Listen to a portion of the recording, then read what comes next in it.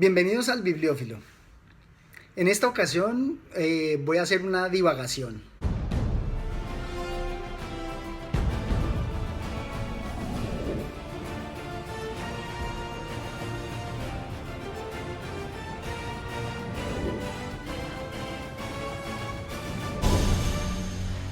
Uno de los autores que más me gusta es Julio Cortázar. Es una fuente inagotable de inspiración. Es de una profundidad inmensa. Voy a colocar aquí lo que son las instrucciones para darle cuerda a un reloj. Dice así: piensa en esto. Cuando te regalan un reloj, te regalan un pequeño infierno florido, una cadena de rosas, un calabozo de aire. No te dan solamente el reloj, que los cumplas muy felices y esperamos que te dure, porque es de buena marca. Suizo con áncoras de rubíes. No te regalan solamente ese menudo picapedrero que te atarás a la muñeca y pasearás contigo. Te regalan, no lo saben. Y lo terrible es que no lo saben. Te regalan un nuevo pedazo frágil y precario de ti mismo. Algo que es tuyo, pero no es tu cuerpo. Que hay que atar a tu cuerpo con una correa como un bracito desesperado colgándose de tu muñeca. Te regalan la necesidad de darle cuerda todos los días, la obligación de darle cuerda para que siga siendo un reloj. Te regalan la obsesión de atender a la hora exacta en las vitrinas de las joyerías, en el anuncio por la radio, en el servicio telefónico. Te regalan el miedo de perderlo, de que te lo roben, de que se te caiga al suelo y se rompa. Te regalan su marca y la seguridad de que es una marca mejor que las otras. Te regalan la tendencia de comparar tu reloj con los demás relojes. No te regalan un reloj, tú eres el regalado. A ti te ofrecen para el cumpleaños del reloj.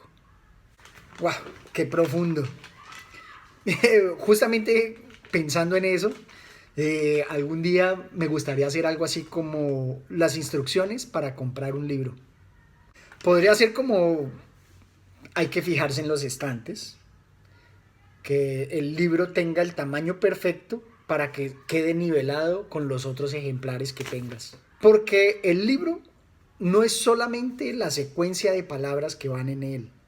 Precisamente prefiero más el libro físico que los libros electrónicos. Porque qué pena hacer esto, pero ¿cómo más podría uno disfrutar una ilustración así de bella? La pasta dura, el pasar de las hojas, los distintos materiales de hojas, porque hay hojas de un material un poco más rústico. Está, por ejemplo, la Biblia, que es de un material mucho más suave, que solamente acariciarlo ya da una sensación diferente en la lectura. Los libros también son las palabras, obviamente. Me encanta mucho encontrar en las palabras cosas que no conozco, mundos nuevos, definiciones nuevas. Todo esto lo hago en gran parte inspirado no solamente por Cortázar, sino por Gastón Bachelard, cuyas lecturas me parecen cargadísimas de filosofía. Yo pensaría que él más es un filósofo de la literatura. Voy a permitirme aquí leer otra parte también. Descubrimos que el arte es un producto de la pareja autor-consumidor y que, contrariamente a lo que creía el prometeísmo romántico de los miembros de esa pareja, el que puede ausentarse mejor no es el consumidor, sino el autor. Aun cuando su lector, leyéndolo, haga la experiencia de una extraña comunión con otro ser que es su semejante, su hermano, paradójicamente el poeta se ha hecho menos necesario para el poema que el lector, el escultor para la estatua que el espectador. La estatua nace de cierta mirada, el poema de cierto silencio. El arte en bruto ha confiado al consumidor la decisión que hace de un objeto de la naturaleza, de una figura del mundo de la apariencia, una obra de arte. Y para ser bella, toda obra de arte precisa en lo sucesivo de la elección que su lector o su espectador hace de ella. El autor repetirá: yo es otro, o yo no soy un poeta, esperando del lector o del espectador que está en él el juicio que conferirá a un objeto que él mismo ha echado al mundo la dignidad de la belleza. Profundo. No agoto aquí los libros de Bachelard porque realmente tienen mucho más para dar. Prefiero seguir más bien con estas instrucciones para comprar un libro. A mí personalmente me gusta buscar los libros en esas librerías de Agáchese. Me recuerdan mucho lo que hace unos días comenté sobre las voces de Marrakech, donde está el tendero con sus libros en el piso. Solamente él sabe el precio. Es un precio que él le da, no sé cómo. Nunca sabremos cómo lo determina, si es porque han preguntado mucho ese título. Él no sabe si es una buena obra, porque en muchos casos ni siquiera la ha leído. Pero así se encuentra uno con bellezas desgajadas, maltratadas por el tiempo, muchas veces aprovechadas por sus anteriores dueños, con algún comentario, con alguna dedicatoria, inclusive, ¿por qué no?, con obras de arte escondidas. Y todo eso no se pudiera encontrar si vamos a una librería normal, donde el libro nuevo no depara ninguna otra sorpresa más que el libro. Mientras que en estos otros de verdad se encuentran tesoros, lo llamo yo. Varias veces cuando voy con mi hija comprando libros, descubro un título que he estado persiguiendo por semanas, por meses, y cuando aflora, puede que no esté en muy buenas condiciones, pero ha sido tan difícil encontrarlo que se vuelve un tesoro, un regalo, una maravilla. Y ese regalo muchas veces a un precio irrisorio. Hay muchas analogías, como por ejemplo podríamos decir, no solamente de pan vive el hombre. El libro no es solamente lo que se lee y nos transmite, lo que nos alimenta. El libro también es la experiencia de haberlo buscado. El libro es también acariciarlo. El libro es repasarlo. Muchas veces me encuentro en mi biblioteca, que no es muy bella, por cierto, pero es acogedora porque es mía. Muchas veces me encuentro repasando mentalmente, viendo los lomos de los libros y por algún extraño magnetismo tomas un libro, lo ojeas y te encuentras con una parte que en algún momento del tiempo te deslumbró. Por ejemplo, esta parte dice: si usted ama, dice Maeterlinck, este amor no es parte de su destino. Lo que modificará su vida es la conciencia de sí que habrá hallado en el fondo de ese amor. Si lo han traicionado, lo que importa no es la traición, es el perdón que la traición hizo nacer en su alma.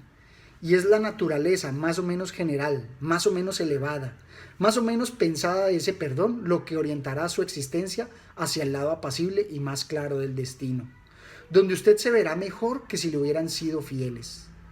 Pero si la traición no aumentó la simplicidad, la confianza más alta, la extensión del amor, entonces lo habrán traicionado inútilmente y podrá usted decir que no ha pasado nada. Profundos, profundos. Otro aspecto a tener en cuenta en las instrucciones para comprar un libro es prestar atención sobre las traducciones. Casi que una traducción es una obra nueva, es totalmente diferente. Allí el traductor tuvo que elegir las palabras adecuadas, casi que llevándolas de ese pasado remoto en que tal vez escribió ese libro y trayéndolas al presente para cautivar al lector. La traducción en sí misma podría ser una obra diferente. Precisamente me he encontrado en muchos libros electrónicos que las traducciones no son muy buenas. Y entonces empiezas a leer un libro y no te conecta tanto, como de pronto sí lo pudo haber hecho una traducción que fuera mucho mejor, mucho más concienzuda. Lo cual también nos lleva pues a los distintos idiomas. Parecería que estoy sesgándome a lo que es Bachelard, pero en sus libros normalmente pone citas Y esas citas en el idioma original te va llevando del latín al griego, al francés, al inglés, al español. Y todo eso no hace más sino abrirte mundos. Por eso es que pues también hay que prestar atención a las traducciones. No me cansaré de recalcar que la belleza de los libros está en esa conversación perpetua que ellos generan entre sí. Por eso lo que quiero es animarlos a que elijan sus libros, construyan su biblioteca. No tiene que ser muy grande, no tiene que ser ostentosa. Sencillamente pueden ir construyendo ustedes esas experiencias que te va dando cada libro. Y, ¿por qué no? Si eres mucho más desprendido, luego de leer el libro, puedes regalarlo. No volverte esclavo de tu biblioteca. Saber darle cuerda a ese reloj para que el pasar de las hojas no sea el que tú pases las hojas, sino que esas hojas pasen a través de ti.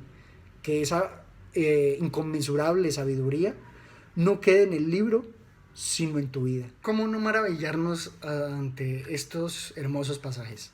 La propia vida, y solo la vida, puede ser más que la vida nombrada. El lenguaje es un modo de existencia. En él se produce el descubrimiento. No reproduce el mundo, sino lo produce. Lo que lleva en sí no existe ni fuera ni antes de sí. No se agrega a la vida, sino agrega a la vida. Y es la vida y siempre la vida la que en él se agrega a la vida. Precisamente el lenguaje y los libros hacen que agregues experiencias a tu vida. Eso es básicamente lo que quería compartir con ustedes en esta ocasión. Espero contar con comentarios, es lo más enriquecedor en un diálogo, y hasta una próxima oportunidad.